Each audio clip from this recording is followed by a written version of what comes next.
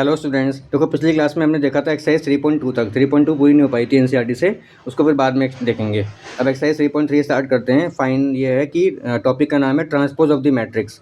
Find the transpose of each of the following matrix. देखो transpose का मतलब क्या होता है। ट्रांसपोज का मतलब होता है बच्चों, ट्रांसपोज का सिंबल होता है ए की पावर टी या फिर ए के ऊपर डैश लगा दो। और ट्रांसपोज का मतलब होता है कि रोज को कॉलम में कन्वर्ट कर दो। सपोज हमारे पास कोई मैट्रिक्स है 1 2 3 4 और हमें उसका ए ट्रांसपोज लिखना है, तो जो फर्स्ट रो है उसको फर्स्ट कॉलम में कन्वर्ट करो, सेकंड रो को सेकंड कॉलम में कन्वर्ट करो। मतलब रोज को कॉलम में कन्वर्ट करना ही कहलाता है ट्रांसपोज। सिंबल है ए की पावर डैश या ए की पावर टी, किससे भी आप रिप्रेजेंट कर सकते हो। तो वो देखते हैं। जैसे यहाँ पे एक्सरसाइज देखो 3.3 में क्वेश्चन नंबर 1 है, ट्रांसपोज करना है। तो 5 1/2 माइनस का 1 कॉलम मैट्रिक्स है, इसको रो मैट्रिक्स में कर दो। इसमें फर्स्ट रो को फर्स्ट कॉलम, सेकंड रो को सेकंड कॉलम, ऐसे ये करना है। क्वेश्चन नंबर 2 में ए गिवन है और बी गिवन है। वेरीफाई करना है ए प्लस बी का transpose is equal to A transpose plus B transpose. दोनों को पहले आप ऐड कर देना, ऐड करके जो आंसर आएगा उसका ट्रांसपोज कर देना। उसके बाद लेफ्ट हैंड साइड आ गई। राइट हैंड साइड में पहले ए का ट्रांसपोज करना है, फिर बी का ट्रांसपोज करना है, फिर दोनों को ऐड करना है। दोनों के आंसर सेम आएंगे तो वेरीफाई हो जाएगा।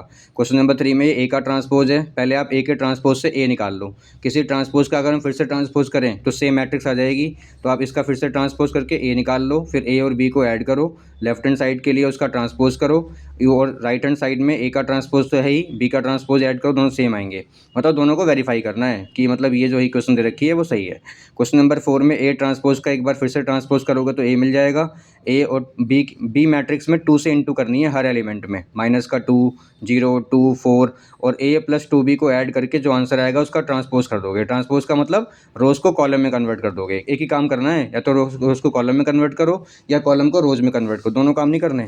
क्वेश्चन नंबर 5 देखो। क्वेश्चन नंबर 5 में for the matrix A and B verify करना है कि ए बी का transpose equal to B dash A dash. ये क्वेश्चन नंबर 5 बहुत इंपॉर्टेंट है। ये पेपर में बोर्ड में भी आ रखा है 3 नंबर का। इस साल तो नहीं आया था, लास्ट ईयर भी नहीं आया था, उससे पहले आया था क्वेश्चन नंबर 5। तो फर्स्ट पार्ट देखते हैं। जैसे यहाँ पे हमें ए गिवन है दैट इज़ 1 माइनस का 4 और 3 और बी गिवन है माइनस का 1 2 1 और हमें वेरीफाई कर बेसिकली हमें यहाँ पे वेरीफाई करना है कि ए बी का transpose is equal to B transpose A transpose. तो कैसे वेरीफाई करते हैं, देखो लेफ्ट हैंड साइड लेंगे पहले हम। तो लेफ्ट हैंड साइड में हम लेंगे ए बी, पहले हम ए बी निकालेंगे, ए और बी की मल्टीप्लाई कर देंगे। तो ए और बी की मल्टीप्लाई करने का रूल क्या है बता रखा है मैंने पहले ही। ए का पहले आप ऑर्डर लिख लो, इसमें कितनी रोज़ हैं 3 और 1 कॉलम है, इसमें एक और 1 रो है 3 कॉलम है। नाउ वी हैव टू सी कि फर्स्ट मैट्रिक्स का जो कॉलम है और सेकंड मैट्रिक्स की रो सेम होनी चाहिए, तो 1 और 1 सेम है। Now they will be cancelled और हमारा जो आंसर है मैट्रिक्स का वो 3 इंटू 3 ऑर्डर में आ जाएगा। चलो आगे बढ़ते हैं भाई। सबसे पहले क्या करेंगे, हम फर्स्ट रो की मल्टीप्लाई करेंगे फर्स्ट कॉलम में, दैट इज़ माइनस का 1 देन 2 देन 1। सेकेंड रो की करेंगे फर्स्ट कॉलम में, तो माइनस का 4 इंटू माइनस का 1 4 देन माइनस का 8 देन माइनस का 4 देन माइनस का 3 देन हो जाएगा हमारा 6, उसके बाद में 3। कैसे करिए, पहले फर्स्ट रो में एक ही एलिमेंट है, फर्स्ट रो की मल्टीप्लाई फर्स्ट कॉलम में, फिर सेकंड कॉलम में, फिर थर्ड कॉलम में, सेकंड रो की first column, second column, third column, third row की first column, second column, third column. ये आ गया हमारे पास में ए बी आ गया। अब हमें और क्या निकालना है बच्चों, अब ए बी के बाद हमें निकालना है ए बी का ट्रांसपोज, है ना। तो हम ए बी का ट्रांसपोज कर देते हैं, जो हमारे पास अभी मैट्रिक्स आई है उसका आप ट्रांसपोज लिख लो फटाफट जल्दी से। ट्रांसपोज कैसे करेंगे, -1 2 1 4 -8 -4 -3 6 3। देखो मैंने ट्रांसपोज कर दिया, रोज को कॉलम में कन्वर्ट कर दिया। अब मैं निकालने जा रहा हूँ right hand side. Right hand side में बी डैश ए डैश चाहिए, तो पहले बी डैश लिख लिया हमने। ए डैश के लिए हमने कॉलम मैट्रिक्स को रो मैट्रिक्स में कन्वर्ट कर लिया। अब हमें इन दोनों की मल्टीप्लाई करनी है। इसमें कितनी रो हैं, 1 2 3, एक कॉलम है, इसमें एक रो है 3 कॉलम है, तो इससे ये कैंसिल हो गया।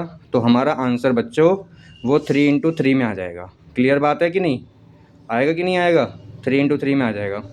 अब करो मल्टीप्लाई, पहले फर्स्ट रो में एक ही एलिमेंट है, इसकी मल्टीप्लाई पहले कॉलम में होगी -1, फिर दूसरे कॉलम में होगी 4, फिर तीसरे कॉलम में होगी माइनस का 3, देन होगी फिर 2, देन होगी -8, देन होगी 6, देन होगी 1, देन होगी माइनस का 4, देन होगी 3। तो ये आप चेक करो लेफ्ट हैंड साइड के जितने भी एलिमेंट्स हैं राइट हैंड साइड के जितने भी एलिमेंट्स हैं सेम है कि नहीं है। Yes they are same. तो left hand side is equal to right hand side, hence proved. इसका मतलब हम कह सकते हैं कि ए बी का transpose is equal to B dash A dash, B transpose A transpose. अब आ जाओ क्वेश्चन नंबर 6 पे बच्चे। देखो मैट्रिक्स ए गिवन है और हमें वेरीफाई करना है A transpose into A is equal to identity matrix. तो पहले आप इसका ए डैश निकालना, cos alpha sine alpha column में minus sine alpha cos alpha column में, ए डैश की मल्टीप्लाई ए में करोगे और मल्टीप्लाई करके फिर ऑटोमेटिक बन जाएगा वो 1, मतलब कॉस को अल्फ़ा प्लस साइंस को अल्फ़ा ऑटोमेटिक बन रहा होगा 1 0 0 1 आ जाएगा, आइडेंटिटी मैट्रिक्स बन जाएगी। क्वेश्चन नंबर सेकंड पार्ट भी ऐसे ही करना है। क्वेश्चन नंबर 7 देखो बच्चे, ये मैट्रिक्स है, मैट्रिक्स, और हमें यहाँ पे देखो क्वेश्चन नंबर 7 एकदम नया क्वेश्चन है, 6 तक तो हमने कर लेंगे हम, ठीक है, आइडेंटिटी मैट्रिक्स प्रूव कर लेंगे। अब क्वेश्चन नंबर 7 देखिए आप, जैसे क्वेश्चन नंबर 7 का फर्स्ट पार्ट है कि so that the matrix is symmetric matrix. तो सिमेट्रिक किसे कहते हैं, देखो पहले हम मैट्रिक्स कॉपी कर लेते हैं, 1 -1 5 -1 2 1 5 1 3। बोर्ड पे भी आऊँगा मैं, अभी कुछ दिनों बाद आप मुझे बोर्ड पे देखोगे, अभी फिलहाल अभी चलने दो। तो अभी देखो हम क्या करेंगे, हमें शो करना है कि ये मैट्रिक्स सिमेट्रिक है। तो सिमेट्रिक के लिए कंडीशन क्या होती है, फॉर सिमेट्रिक मैट्रिक्स के लिए कंडीशन होती है A dash is equal to A transpose A के इक्वल होगा। तो आप इसका ए डैश निकाल लो, ए ट्रांसपोज निकाल लो। तो ट्रांसपोज कैसे निकालते हैं, फर्स्ट रो को फर्स्ट कॉलम में कन्वर्ट करो, 1 -1 5, सेकेंड रो को सेकेंड कॉलम में कन्वर्ट करो, दैट इज़ -1 2 1, थर्ड रो को थर्ड कॉलम में कन्वर्ट करो, बस ये ट्रांसपोज है। मतलब ए ट्रांसपोज का मतलब रो को कॉलम में कन्वर्ट, सेकंड रो को सेकंड कॉलम में कन्वर्ट, थर्ड रो को थर्ड कॉलम में कन्वर्ट, ये ट्रांसपोज हो गया। अब चेक करो ट्रांसपोज होने के बाद दोनों सेम है कि नहीं। देखो अभी भी जो एलिमेंट पहले थे वही एलिमेंट अभी भी हैं सेम के सेम। तो जब when the transpose of the matrix is equal to matrix, तब वो सिमेट्रिक मैट्रिक्स कहलाती है। तो हम कह सकते हैं कि सो ए इज ए, कौन सी मैट्रिक्स है बच्चों, ये है हमारी सिमेट्रिक मैट्रिक्स। अब आ जाओ उसके सेकंड पार्ट पे। सेकंड पार्ट में हमें शो करना है कि ये स्क्यू सिमेट्रिक मैट्रिक्स है, फॉर स्क्यू सिमेट्रिक मैट्रिक्स। तो स्क्यू सिमेट्रिक के लिए A transpose is equal to -a होता है। तो आप जैसे इसका ट्रांसपोज करोगे ना, तो वो जो आंसर आ रहा होगा, चलो करते हैं इसका ट्रांसपोज। तो कोई मैट्रिक्स का ट्रांसपोज कर रहा हूँ मैं सेकंड वाले का, तो बेसिकली 0 1 -1 -1 0 1 1 -1 0, ये ट्रांसपोज हो गया। अब इसमें से आप माइनस कॉमन ले लो। तो माइनस कॉमन लेने के बाद सभी एलिमेंट्स के जो साइन है दे विल चेंज। अब A dash is equal to minus, देखो चेक करो क्या ये वाली मैट्रिक्स वही है। हमने क्या किया, यहाँ से माइनस हमने कॉमन ले लिया ए डैश में से, तो ये ऐसे हो गया माइनस। अब आप चेक करो ये वाली मैट्रिक्स हमारी ए मैट्रिक्स है, तो इसका मतलब ये वाली मैट्रिक्स हमारी ए मैट्रिक्स है। तो जब A dash is equal to -a हो, तब उसको बोलते हैं स्क्यू सिमेट्रिक मैट्रिक्स। तो हम कह सकते हैं कि it is a skew symmetric matrix. तो बस दो टाइप की मैट्रिक्स हैं, सिमेट्रिक में A transpose equal to A होगा, स्क्यू सिमेट्रिक में A transpose equal to -a होगा। क्वेश्चन नंबर 8 पे आ जाओ। इसमें मैट्रिक्स गिवन है, वेरीफाई करना है कि A plus A dash is a symmetric matrix. तो पहले ट्रांसपोज निकालना, दोनों को ऐड करना, फिर जो आंसर आएगा उसको नई मैट्रिक्स बी मान लेना, और फिर बी का फिर से ट्रांसपोज करना बी डैश। तो अगर बी डैश बी के इक्वल आ रहा होगा तो सिमेट्रिक है। इसमें ए माइनस ए डैश निकालना पहले आप, उसके बाद जो भी वैल्यू आएगी उसको सी मानना, सी का ट्रांसपोज करना, वो सी का जो ट्रांसपोज है वो माइनस सी के इक्वल आ रहा होगा, तो वो हो जाएगी हमारी skew symmetric matrix. Question number 9 में कह रहा है 1/2 a प्लस ए डैश। तो पहले इसका ट्रांसपोज कर देना, दोनों को ऐड करना, एलिमेंट को एलिमेंट में ऐड करना, उसके बाद 2 से डिवाइड करना। इसमें हमें करना है, इसका ट्रांसपोज निकालना है, फिर हमें माइनस करना है, फिर 2 से डिवाइड करना है। क्वेश्चन नंबर 10 में express the following matrix as the sum of symmetric and skew symmetric. देखो ये क्वेश्चन बहुत इंपॉर्टेंट है बच्चों।